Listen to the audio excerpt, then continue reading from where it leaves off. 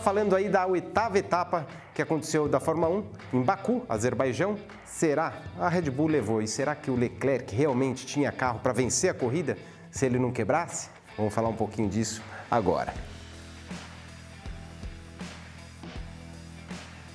Começando a corrida, Leclerc, a gente precisa lembrar que os 4 carros, Ferrari e Red Bull, com os 4 pilotos nos treinos, estavam muito próximos, Era muito difícil saber realmente quem ia levar, distante, era mais de 1 segundo para o quinto melhor, para a terceira equipe, então eles estavam sobrando os 4. Na largada, o Pérez já mandou muito bem, vale lembrar que o Pérez, todo final de semana, foi mais rápido que o Verstappen, isso aconteceu também em Mônaco, ele gosta muito do circuito de rua. E o carro está casando realmente com o estilo dele. Então ele conseguiu tracionar bem, largou e já passou o Leclerc de cara. Dá para ver nessa imagem de cima que, na verdade, você vê as distâncias. Você tem os carros da Red Bull aqui e os da Ferrari aqui. Os 2 carros da Red Bull tracionaram melhor. Isso não é só realmente o lance do piloto. Isso aí pode ter algum setup que eles fazem de carro, não tem controle de tração, mas às vezes a equipe consegue controlar um pouco a embreagem de uma forma um pouco melhor. Você vê que os 2 carros vieram para cima, a Ferrari do Sainz ficou para trás e o Verstappen só não veio mais para cima porque ele vinha numa velocidade maior, mas teve que tirar o pé porque tinha os 2 carros na frente dele. Nisso, o Verstappen ficou atrás do Leclerc e o Pérez conseguiu abrir um espaço. Aonde é falado, pós-corrida, que o pessoal analisa, o Pérez pode ter se dado um pouco mal, foi que para abrir as 2 primeiras voltas, uma distância grande do Leclerc, ele consumiu demais os pneus, esquentou demais os pneus e ele foi pagar o preço mais para frente. Só que na volta 9, a gente vai falar isso aqui daqui a pouco no tópico 2 aí, da quebra da Ferrari, por causa dessa quebra do Sainz, veio o primeiro safety car virtual e nisso teve uma confusão de estratégias, Praticamente foi metade para um lado, metade para o outro. O Leclerc decidiu parar, as 2 Red Bull foram embora. Então, quer dizer, eu até imaginava que pelo menos uma Red Bull deveria seguir a mesma estratégia do Leclerc, mas eles optaram por ficar os 2 na pista. Só uma Ferrari, quer dizer, estava na mão do Leclerc conseguir alguma coisa. Voltou para a pista, o Leclerc em terceiro, só que nessa parada do safety car virtual, o piloto economiza praticamente 10 segundos. Vamos falar que se dura em torno de 20 segundos uma parada completa, quando entra o safety car virtual, isso cai mais ou menos para 10 segundos. Uma vantagem grande, você vê aqui quem parou e quem não parou. Aqui são 8 pilotos que não pararam e 11 que pararam, o Sainz já estava fora, isso na volta 11. E nesse momento, o Pérez, o Verstappen começou a ir para cima do Pérez, ele começou a dar uma canseira ali em cima, vinha num ritmo melhor, que depois a gente vai mostrar também o porquê na análise em comparação aos pilotos. O Pérez conseguiu, ele abusou demais no começo da corrida e depois o Verstappen, principalmente depois do safety car virtual, ele tinha um ritmo melhor que o Pérez. A equipe pediu para não forçar, para o Pérez não brigar pela posição, depois ele mesmo falou que tudo ok, porque ele não tinha o ritmo naquele momento da prova para acompanhar realmente o Verstappen. E nisso o Leclerc saiu a 10 segundos atrás, mas vinha num ritmo legal. Será que ele ia realmente até o final com esse jogo de pneu? Era uma questão que estava todo mundo se perguntando. Na volta 17, o Pérez faz a parada, o Verstappen vem logo em seguida e eles estão seguindo aqui a Red Bull, a estratégia normal, quer dizer, o Leclerc conseguiu antecipar para aproveitar o safety car virtual, mas parou antes e teria uma jornada mais longa com o mesmo jogo de pneu, que vai saber se ia dar certo ou não, a gente vai explicar também já já. Só que acontece, na volta de número 20, o motor do Leclerc não aguentou. Também vamos falar daqui a pouquinho o problema que as Ferraris tiveram, mas isso deu uma tranquilidade enorme para os carros da Red Bull. Depois, na volta 34, aconteceu uma quebra também com o motor Ferrari do carro do Magnussen e veio outro safety car virtual. Como as Red Bulls estavam tranquilamente lá na frente, eles decidiram parar para ter uma corrida mais segura. Então, quer dizer, estava super dominado, tranquilo. Teve até uma brincadeira engraçada lá que a equipe pedindo para o Verstappen tirar um pouco o pé, que ele estava guiando muito rápido. E ele falou, se eu diminuir mais o meu ritmo aqui, o pneu vai esfriar e vai ser pior. E a equipe falou, então segue do seu jeito aí. Sobrou, a Red Bull acabou levando 1 e 2, você vê o Pérez 20 segundos atrás. e com uma certa tranquilidade e principalmente com esse lance da Ferrari não ter completado. Agora, vamos lá, a análise principal, né? Tem um gráfico bacana que foi disponibilizado pela Fórmula 1 e se o Leclerc não tivesse quebrado, o que ia acontecer?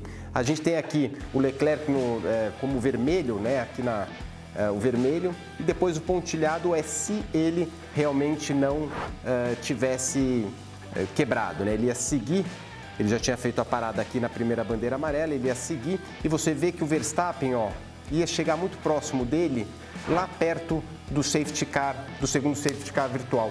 Se seguisse sem o safety car a quebra do Magnussen, provavelmente ele não ia dar conta, né? Porque ele não ia ter pneu para chegar ao fim e ia ser ultrapassado facilmente pelo Verstappen. Só que como veio aquele safety car, talvez aquela era a salvação dele. Ele poderia parar junto, o Verstappen daí poderia escolher parar ou não, só que daí mesmo, se os dois parassem, você vê que o Leclerc ia continuar na frente e ia ser, provavelmente ter ritmo para terminar a corrida à frente. A gente nunca vai saber qual que é a real, o que dá para saber é que a Red Bull realmente tem um carro um pouco mais acertado que a Ferrari para a corrida, se deu muito bem os dois carros da Red Bull e a Ferrari, infelizmente, deixaram os dois pilotos na mão com as duas quebras. E o que está acontecendo com a Ferrari? Né, a gente viu lá 4 carros pararem com o motor Ferrari. Mattia Binotto falou pós-corrida que ele prefere ter um carro rápido que não seja muito resistente do que ao contrário. Tá certo ele, né? Melhor você ter uma equipe que tem a receita, tá ganhando corrida, mas tem um problema de confiabilidade, que até o regulamento dá uma brecha para você poder sanar esse problema, mas isso leva um tempo, do que ao contrário, como eles já tiveram no passado, que é aquela equipe que não sai lá de trás, não quebra, mas também não chega a lugar nenhum. Então, ele mandou essa aí, tá muito bem, foram 4 quebras, a do Magnussen que a gente comentou, a única que a gente falou na televisão que realmente quebrou, mas depois da corrida a gente descobriu que foi um outro problema de temperatura, então eles decidiram parar antes para não quebrar o motor, mas não tem nada a ver com os problemas relacionados ao motor Ferrari, sim, da equipe, alguma falha de radiador ou de arrefecimento do motor. E o Leclerc, que não foi, né, ele já quebrou um turbo esse ano, ao mesmo tempo agora ele falou que não foi a mesma coisa, parece que foi motor. Quando é o turbo ele quebra de uma vez, faz um barulho diferente e os dois, tanto do Magnussen como do Leclerc, pareceu uma quebra muito similar e o do Carlos Sainz um outro problema, né, foi um problema hidráulico, o carro parou ali de uma vez. Então quer dizer, a Ferrari tem algumas, né, tem os dois motores, teve já um turbo que quebrou no passado, agora um problema hidráulico, eles vão ter muito trabalho pela frente. Porpoising, ou palavrinha feia de falar, né, que está sendo muito comentado. É aquele lance que os carros da Fórmula 1 vêm chacoalhando demais. O que tem que fazer? Minha opinião, a FIA tem sim que atuar em cima disso. Os pilotos estão reclamando demais. De todos os pilotos, o Alonso foi o único que não deu muita bola. Falou, não, isso é normal, não tô sofrendo com isso. Mas o fato é que está todo mundo reclamando. Então, na minha opinião, eu tenho uma opinião muito direta que eu acho que a FIA deveria estar se envolvendo nisso e acredito que eles vão acabar fazendo alguma coisa parecida. O Hamilton saiu, né, com uma dor no meio da corrida, ele já falou que as costas dele estavam matando ele e acabou a corrida. Não dá para saber o quanto que foi cena, o quanto que realmente estava doendo, mas não foi só dele. Até teve uma brincadeira aí que saiu no meio da transmissão, que a gente falou que correr em Baku é bom, pena que dá dor nas costas, que estava lembrando os Mamonas Assassinas, mas o fato aí é que o Christian Horner já começou a olhar, né, que é o chefão da Red Bull, falou assim, ó, seguinte, desse negócio, os pilotos podem estar fazendo tudo isso, reclamando para mudar o regulamento, mas o meu carro não tem grandes problemas, né? Então não é justo mudar o regulamento agora e você vai estar penalizando aqueles que fizeram um bom trabalho, e ele tem razão. Ao mesmo tempo, tem que resolver, né? As equipes, como é que se resolve esse problema, né? Você poderia subir o carro, se você levantar o carro do chão, lá, vai falando um português mais, numa língua mais normal, meio centímetro já é o suficiente para você parar com esses saltos, só que daí perde muita aderência, então as equipes não querem fazer isso. Quer dizer, a solução já existe, está na mão das equipes, só que eles querem performance e eles não querem abrir a mão da performance. Alguns carros conseguem andar abaixo, outros carros não. Aí o pessoal fala, mas de repente põe uma regra na altura do carro, sobe todos os carros, isso já foi feito no passado, só que para essa situação não funciona. Por quê? As equipes o regulamento levanta o carro, as equipes andam com o carro mais mole na mola e daí, quando chega na reta, eles voltam a jogar o carro para o chão, então eles têm como compensar isso utilizando uma mola mais nova. Se a gente olhar uns gráficos interessantes, isso é da corrida de Baku. A Haas começou, isso aqui é entrando na curva, até a curva 1. Então, aqui são os números de voltas e o quanto de G lateral. Você vê que fica sempre acima, as equipes ruins, acima de 1,2 G. Isso o que é? É uma vez 0,2 o peso do teu corpo batendo. Só que tem rabiscos, alguns que eles chamam, né, de faíscas, de spikes, que chega até 5 a 6 vezes em determinados silavancos. Isso aí realmente machuca os pilotos. Então você vê que a Haas começou a prova pulando como a pior equipe, essa que está suave aqui. A Mercedes nem tanto, só que daí chegou lá pela volta 30, eles pioraram demais. Quer dizer, um carro que foi ficando mais leve, que teoricamente deveria melhorar, porque o carro vai subindo a altura, só que realmente não tem uma regra, né? Tem carro que pula mais quando está leve, outros que pulam mais quando estão pesados, eles não chegaram à conclusão. Aonde a Mercedes se destaca demais, e aqui a gente começa a pensar um pouco o que estava acontecendo, é até a curva 15, né, num pedaço de pista. Em determinada situação, onde tem aquelas curvas de pé embaixo, virando, era onde eles reclamavam que eles não conseguiam enxergar direito a pista, você vê que o carro da Mercedes está isolado para cima, chacoalhando muito mais do que os outros. Isso pode ser acerto, falam que eles estão usando um carro muito mais duro para poder usar mais baixo, então aí você vê nitidamente que o carro da Mercedes é pior. No meu ponto de vista, a FIA tem tudo na mão para resolver esse problema. Aqui, ela mesma já divulgou isso aqui. Você tem no carro, você tem esse acelerômetro para mostrar o quanto que o carro está pulando, que é essas informações que a gente tem aqui. Os pilotos têm isso também dentro do fone do ouvido, tem um acelerômetro lá que eles usam para batida, quando o piloto bate no muro para saber o quanto de impacto teve dentro da cabeça do piloto. Eles poderiam usar isso junto com os médicos, ver o quanto de pulo realmente que é aceitável e chegar a um ponto e falar, então é 1,1 ou até 1G, né, de força, você traça uma régua daqui, quem estiver para cima está fora do regulamento. Isso é complexo? Um pouquinho, só que as equipes, né, a FIA já controla tudo isso. A FIA controla o quanto de combustível vai por volta, o quanto combustível vai por toda a corrida, a pressão de turbo. A FIA está constantemente analisando. Se as equipes passarem um pouquinho, ela já sabe e pode rolar penalização e, obviamente, as equipes não deixam. Daria para fazer, na minha opinião, a mesma coisa com isso. Os pilotos passariam a reclamar muito menos. As equipes vão ter que levantar o carro, achar uma solução, vão perder performance, só que daí vão ter que achar de uma outra forma. Mas é isso aí, vamos torcer para que, pelo menos agora no Canadá, diminui esses saltos aí e os pilotos passam a reclamar um pouco menos. Bom, e no quarto tópico a gente vai falar um pouquinho da comparação entre alguns companheiros de equipe, que também através de gráfico a gente consegue ver e analisar a performance de corrida. Vamos começar pelo que a galera mais gosta, que é Hamilton e Russell.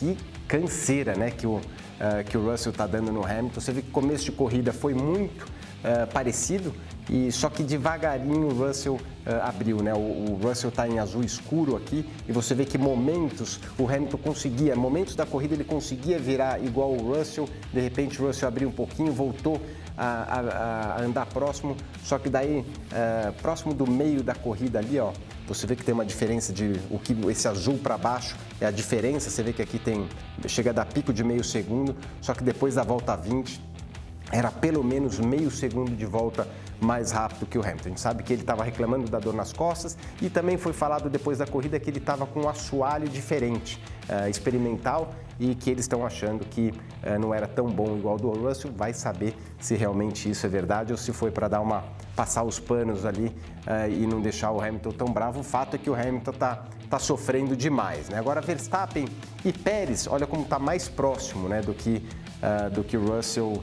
e o Hamilton, né? O começo de prova, o Verstappen conseguiu colocar uma diferença, mas você viu que estava sempre entre meio segundo, 2 décimos, caía aí um pouco. E no final, lá pela volta 30, foi quando a equipe falou, ó, para de brigar, para de acelerar, eu quero os dois virando muito próximo.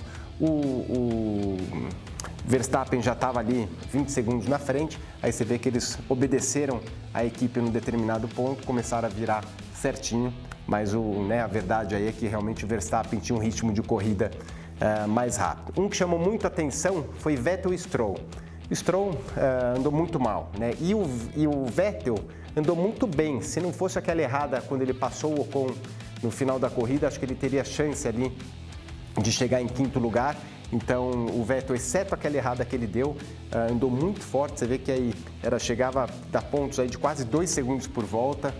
Não falaram nada depois da corrida. O Stroll é o dono da equipe e está tomando uma canseira grande aí do Vettel. Foi legal ver o Vettel andar bem. O outro que falaram muito foi da McLaren, né? O Norris junto com o Ricardo. Constantemente ali no rádio começou com o Ricardo falando, ó, se é o ritmo que o Norris tem é esse aí, fala para ele sair da frente que eu estou mais rápido. Só que eles foram para estratégias diferentes, né? Você vê que o Norris, ele parou na volta aqui 20, na volta 20.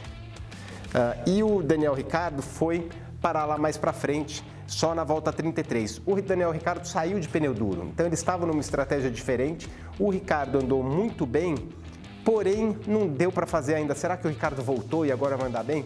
Não dá para falar, né? Você vê que os dois, que é o número de voltas, eles estão na cor laranja aqui e largaram o Ricciardo atrás do Norris. Eles vêm subindo, escalando o pelotão conforme eles foram parando, né? O pessoal foi parando, de repente o Ricciardo não para, o Norris para, vai lá para trás. Só que, né, o Ricciardo foi muito ajudado pelo safety car virtual, pelo segundo, então ele ganhou 10 segundos nessa brincadeira e mesmo assim parou junto. O Norris ficou meio chateado, falando que teria que inverter a posição, que não era a posição certa, mas não foi invertida. O Ricciardo chegou à frente no Norris, mas na minha opinião, se não tivesse safety car virtual, ele ia chegar bem atrás. Então, o Norris continua andando na frente do Ricciardo, ele deu uma melhoradinha, mas não é tanto assim como parece.